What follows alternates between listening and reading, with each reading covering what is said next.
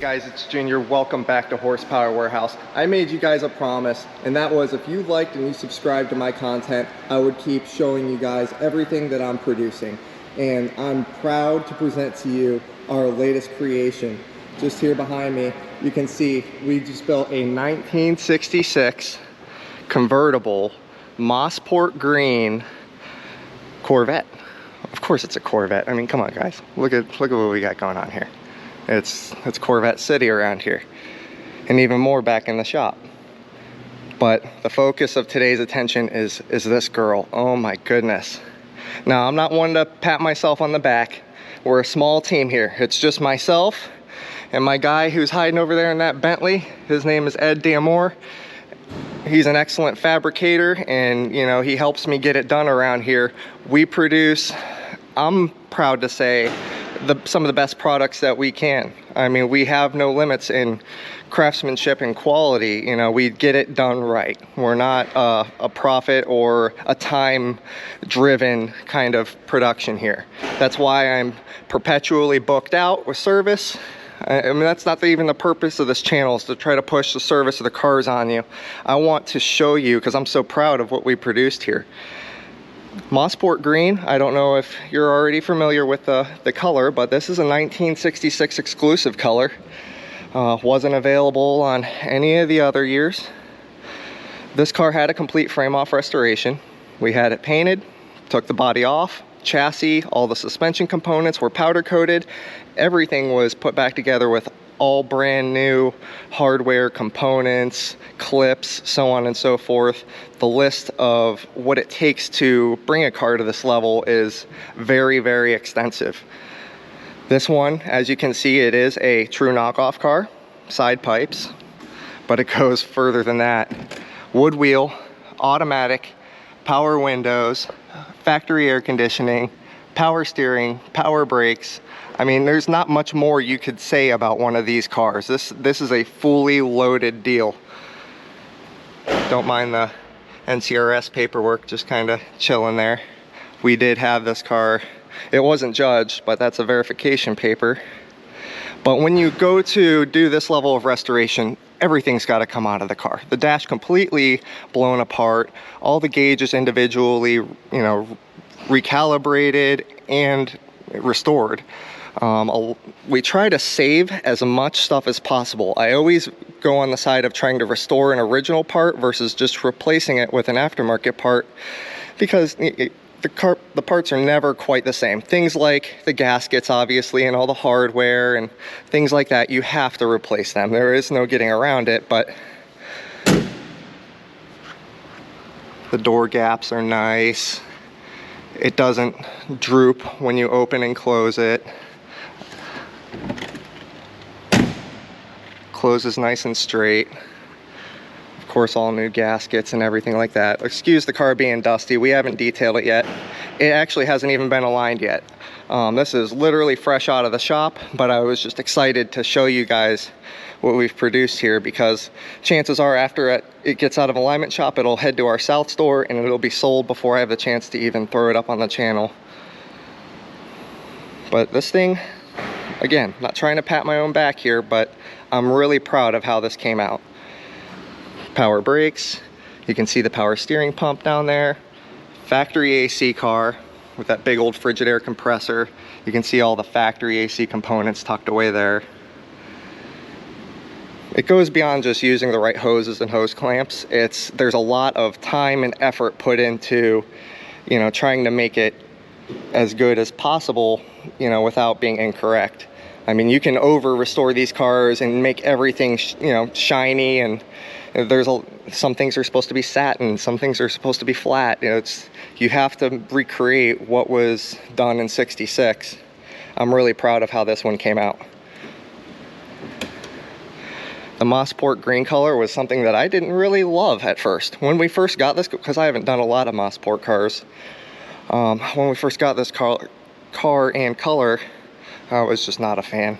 We only build them as per the trim tag. So if it was born this way, that's how I'm going to build it. So I wasn't in love with it. But I'm so happy with that one that we actually decided to, let me show you what's in the works over there. That is a 66, of course, you know, Mossport green. It's got to be a 66 coupe, big block. We have a 67 big block over there, getting ready. Both of those are, of course, frame-off cars. You can see there's no chassis underneath either of those. We have a 67 L79, doing some interior work on that one. Got a Falcon, a Camaro, a 59. We have Tom's beast of a 69 Camaro with a, no one likes the rear end, I understand it, but I built the entire rest of the car, so I promise you, the rest of the car is a stunner compared to what they did to that rear end. And that's gonna be changed for a factory RS or SS rear end. But before I get to showing you the rest of the Corvettes that we got hiding around here, let me go ahead and show you what is almost equally as beautiful as the top, the bottom of the car. So let me get it up on the lift, I'll be right back. And we're back. So as I'm showing you guys the bottom of this car, please keep in mind that when we do restorations, we do certain things to over restore the car, meaning not factory original. These cars never came with powder coated chassis under here, nor were all the suspension components, all the A-arms. I mean, we have, I think, a 48 piece lot that we bring to my powder coaters. It's not just the chassis. From the factory, these were never powder coated, so this is more of a lifetime restoration than it is, you know, a true NCRS Top Flight or Bloomington Gold level restoration. I mean, when you look underneath the car, we do the correct markings to a certain extent. You know, I don't go really hardcore on all the NCRS correct markings and things like that. You know, of course, the spindle ends are orange and marked correctly. Everything is the correct color, but I like to use upgraded coatings. I want this thing to last as long as possible. So I'm a real proponent of epoxy coatings and clear coats and things like that that are UV stable, that will last, you know, more than the original car did, you know, to a certain extent. You know, I like to upgrade things as we go along as well. Like when we redo the calipers, we have them stainless lined, and they're O-ring style pistons in the calipers as well. They just last a lot longer. Dot 3 is hygroscopic, so it absorbs moisture out of the air, and that actually causes the original pistons to, you know, corrode. So just little subtle upgrades like that really make for a lot nicer of a car. Also, things like running the radial tires instead of the bias plies, you know, just, it really makes it a lot more pleasant of a driving experience. I know it's not NCRS correct, but that's the way we do it on most of our stuff, because that's what the people want, and I can't blame them. Of course, the bottom of the car is completely stripped, all the fiberglass.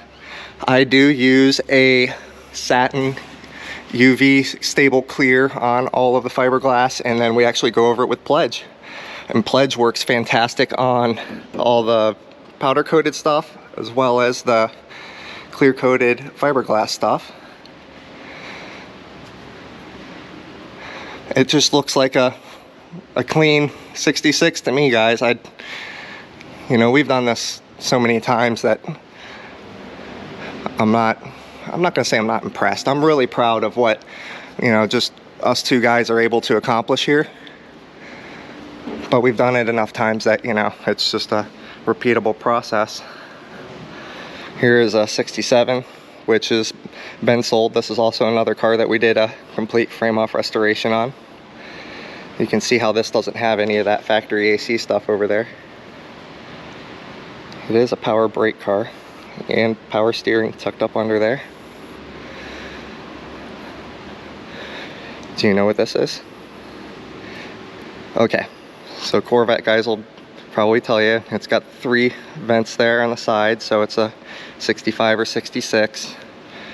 And because it does not have that Corvette script on the hood, 65. What's this one? Does it have the script? No script. 65. I'm gonna have you guys all Corvette experts, and just so you know I'm not lying. All right, we see the script. It's got the 3. We're looking at a 66. Now this one has the 5 vents on the side. This is a 1 year only, 67. We can see that this has the 2 vents, so we know this is a 63 or 64.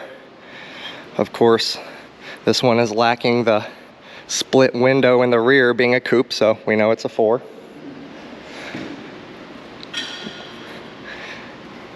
Here's Ed working on a Bentley, which is not his forte. He's a drag racer, but he gets it done no matter what I tell him to do, so God bless him. And tucked away way in the back here, for whatever reason, we don't have enough room in the line to fit all these C2s. What is it, guys? Based upon what we've learned already, it's a 5. So this one actually came pretty clean. You can see the difference between a car that's not been restored and, you know, one that we've done the full Monty on.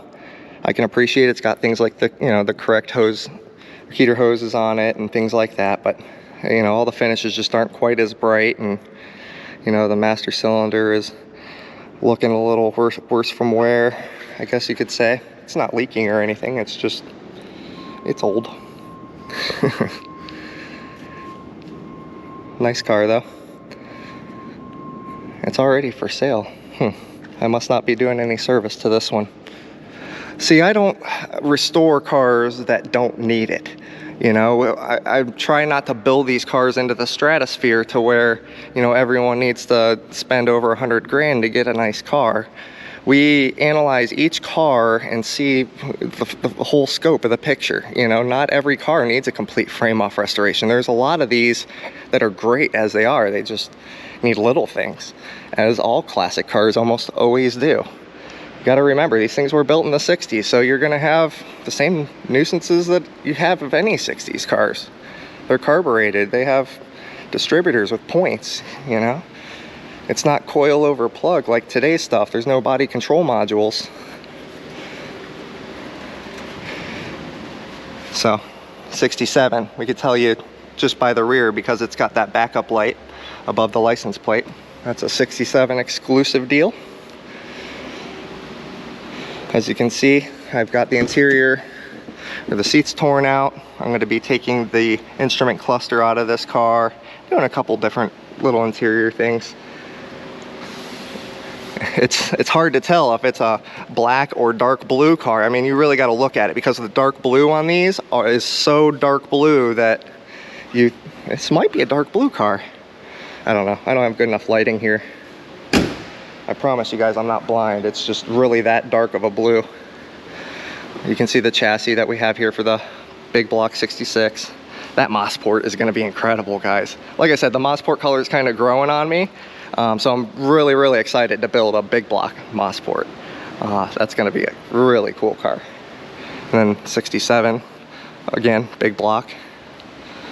That's going to be a cool, I mean, it's not going to be any less cool than that one. But I don't know why, I'm more excited about building the Mossport car now than I am that 67. They're both gonna come out the same way. 59 we got here, we are putting the Grand Sport wheels on that we actually took off of Bill's 63 Pro Touring car. And of course you can see the Ford 9-inch rear end and Art Morrison 4-link and all the other coilover and the stuff that we're doing. This car is going to be really cool. It's got a ZZ4 motor in it right now. We're still debating back and forth on whether we should do a LT4 or LT5. It's already got a TKO 500 transmission in it, a 5-speed, so I don't know, comment below, what would you guys do to it? So the options are keep the ZZ4 crate motor in it and put a Holley fuel injection on it, or go to an LT4 or the 750 horsepower LT5. I kind of like the LT4 or the fuel injected. I think the LT5 is going to be too much of a handful, especially in a C1, you know, base car. These things are kind of hard to wheel once they are driven with hatred in your heart. But I promised you guys that I'd show you exactly what we got going on every video. Just like I showed you today, I'm gonna do a walkthrough of if I'm doing a Corvette video, I'm going to show you every Corvette in the house, because by the time I do a next one, most of these will be moved, gone, or replaced. But thank you so much for tuning in, and until next time, take care.